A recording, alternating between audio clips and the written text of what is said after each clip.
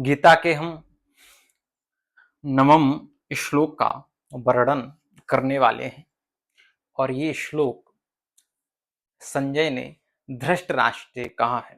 मैं पहले ही आपको बता चुका हूं कि ये जो गीता है, ये गीता किसकी है? श्री कृष्ण और अर्जुन के बीच क्या चर्चा हुई, क्या संवाद हुआ, इन सब संपूर्ण चर्चा को संजय ने, जिन्हें दिव्य दृष्टि प्राप्त है, उन्होंने धृतराष्ट्र को सुनाया, जो कौन है? हस्तिनापुर के वर्तमान राजा हैं और इनके ज्येष्ठ पुत्र का नाम है दुर्योधन।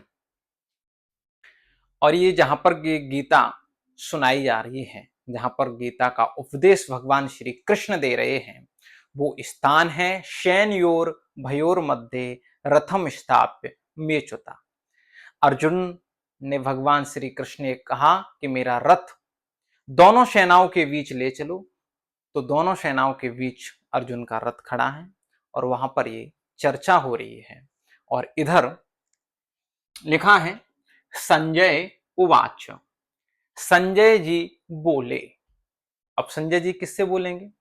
संजय बोलेंगे धृतराष्ट्र से। अर्जुन हमेशा बोलेंगे किससे बोलेंगे? श्री कृष्ण से। श्री कृष्ण किससे बोलेंगे? हमेशा अर्जुन से बोलेंगे।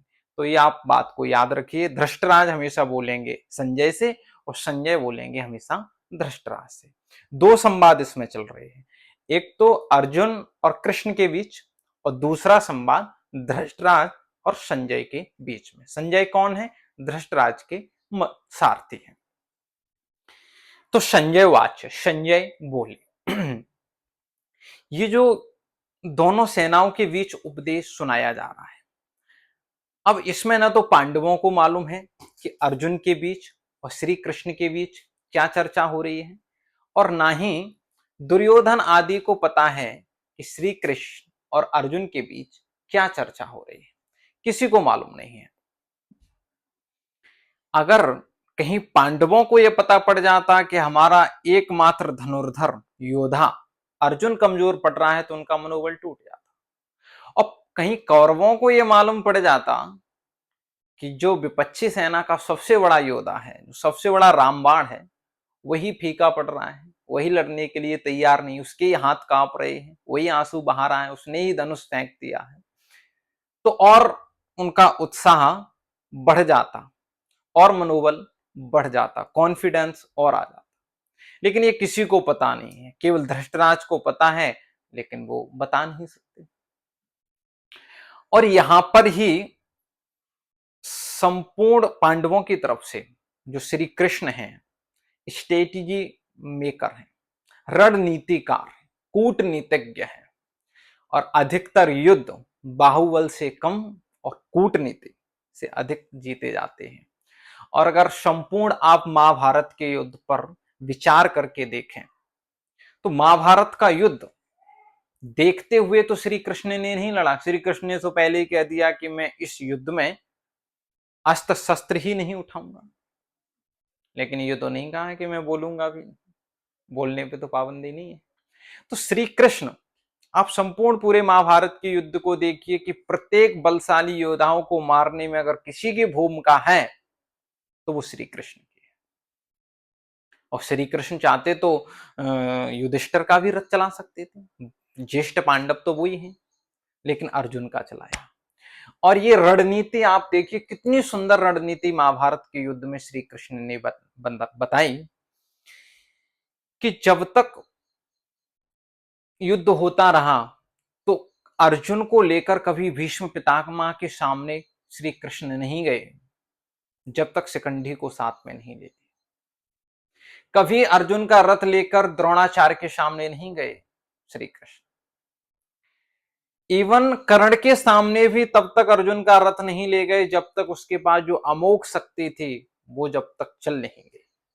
ये सब एक रणनीतिकार। अगर श्री कृष्ण ना होते तो पांडव पितामह का वध नहीं कर पाते, द्रोण का वध नहीं कर पाते। द्रोण के वध में तो पूरी भूमिका श्री कृष्ण की, स्पष्ट भूमिका है श्री कृष्ण की। कर्ण को तो अर्जुन मार ही नहीं रहा था, तो श्री कृष्ण के बार बार कहने पर अर्जुन ने कृष्ण को मारा। तो संपूर्ण युद्ध कि जो कूटनीति है, जो प्लानिंग है, जो स्ट्रेटजी है, उसके मेकर श्री कृष्ण हैं। और ऐसा ही गुरु होना चाहिए, क्योंकि पिछले श्लोक में हम पढ़ चुके हैं, अर्जुन ने कहा शिष्यस्ते हम साधि माम त्वाम प्रपन्नम, मैं आपका शिष्य हूं, मुझे साधिए, संभालिए, बताइए, सिखाइए। वही काम कर रहे हैं। और श्री कृष्ण जैसा गुरु तो किसको मिलेगा? हमारे जो टीचर होते हैं हमें क्लास में पढ़ा देते हैं, लेकिन ये कोई गारंटी नहीं लेता है कि एग्जाम हॉल में क्वेश्चन कैसे हल करने हैं, ये कोई शिक्षक नहीं बताएगा। एग्जाम हॉल में तो आप अकेले ही होंगे। आपके जो गुरु हैं, आपके जो टीचर हैं, वो एग्जाम हॉल में नहीं आएंगे कि बेटा ऐसे ऐसे सॉल्व करना है। एग्जाम हॉल में तो आप अकेले ही होंगे, कैसे आपको सॉल्व करना, वहां तो आपको अकेला ही लड़ना है। लेकिन यहां अर्जुन के साथ श्री कृष्ण प्रतिक्षण हैं। परीक्षा की घड़ी में प्रतिक्षण गुरुदेव साथ में है। कितना भी बड़ा क्रिकेट का कोच हो, लेकिन ग्राउंड के अंदर तो नहीं आएगा। ग्राउंड के बाहर ही रहकर आपको बता सकता है। बेशक बैडमिंटन का कोई अच्छा कोच हो, लेकिन कोर्ट के अंदर नहीं आ सकता है। कोर्ट के बाहर से ही आपको दिशा निर्देश, ज्ञान और स्ट्रेटजी सिखा सकता है, अंदर नहीं। लेकिन यहाँ श्री कृष्ण जो गुरुदेव के रूप में है, गुरु जी के रूप में है, शिक्षक के रूप में है, वो प्रतिक्षण आपके साथ है। अगर आपकी लाइफ में ऐसा कोई है जो आपको प्रतिक्षण रोक टोक समझा सके, बता सके, तो उस रिश्ते को संभाल के रखिए। आइए, तो संजय वाच, संजय बोले, क्या बोले? एव मुक्त्वा हृषिकेशम, एव मुक्त्वा हृषिकेशम गुणाकेशः परन्तप, गुणाकेशः परन्तप, न योत्स्ये इति गोविन्दम्, न योत्स्ये इति गोविन्दम्, उक्त्वा तूष्णीं बहूवः, उक्त्वा तूष्णीं बहूवः। संजय कह रहे हैं धृतराष्ट्र से कि एव मुक्त्वा हृषिकेशम, ऐसा कहा। अब तक अर्जुन ने जितने भी श्लोक बोले हैं वे सब एव मुक्ता में आ जाए। ऐसा कहा, क्या कहा? शिष्यस्ते हम साधिमाम त्वाम प्रपन्नम। इसके पहले जितने भी अर्जुन ने श्लोक बोले हैं वो सब एव मुक्त्वा, ऐसा कहा। किससे? हृषिकेशम। हृषिकेश संबोधन किसके लिए? हृषिकेश संबोधन है श्री कृष्ण के लिए। जिन्होंने अपनी इंद्रियों को वश में कर लिया हो वो ऋषिकेश है। और गुणाकेश परंतपा, गुणाकेश अर्जुन का नाम है। और गुणाकेश किसे कहते हैं? गुणाकेश कहते हैं जो अपनी निद्रा को जीत ले, जो अपनी नींद को जीत ले, काबू कर ले उस पर। 4 दिन नहीं सोए हैं फिर भी कोई अंतर नहीं, फिर भी आलस नहीं आ रहा, फिर भी जबकि नहीं लग रहा है।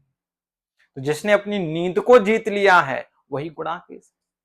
तो अर्जुन चाहे 1 महीने नहीं सोए, 2 महीने नहीं सोए, 1 वर्ष तक ना सो, फिर भी कोई अंतर नहीं। तो गुणाकेश। और परंतपा यहां संबोधन है, क्योंकि धृतराज से कह रहे हैं संजय, तो यहां पर परंतप जो संबोधन है वो धृतराज के लिए। ये भगवान श्री कृष्ण का नाम है ऋषिकेश, गुणाकेश अर्जुन का नाम है, और परंतपा धृतराज का नाम है। तो कह रहे हैं कि गुणाकेश एव मुक्ता ऋषिकेशम, अर्जुन ने श्री कृष्ण से ऐसा कहा।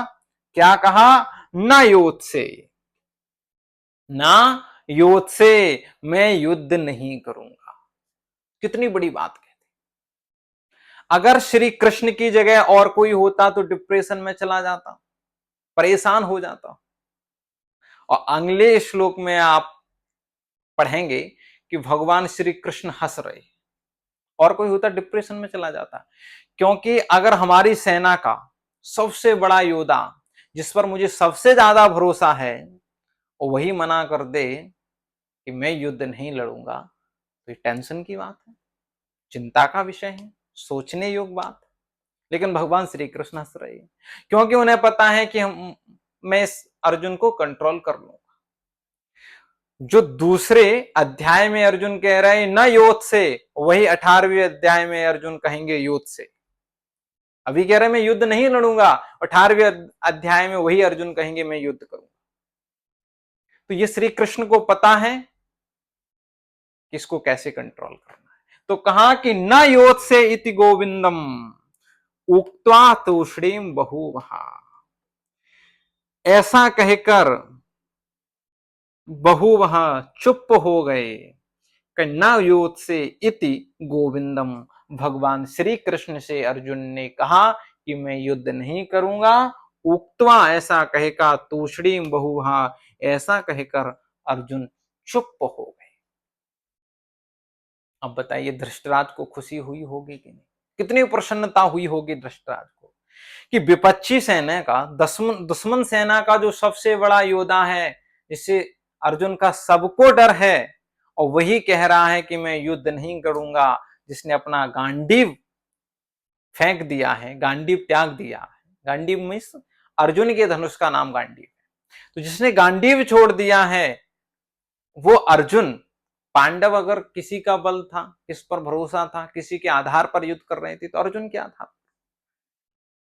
धृतराष्ट्र बड़ा प्रसन्न होगा कि उनका जो सबसे बड़ा सेना बलशाली है वही कह रहा है ना युद्ध से मैं युद्ध नहीं करूंगा, आंसू बहा रहा है, धनुष रख दिया है और रथ में बैठ गया है, खड़े होने की भी जिसमें क्षमता और साहस नहीं रहा है, थर थर कांप रहा है जिसके हाथ।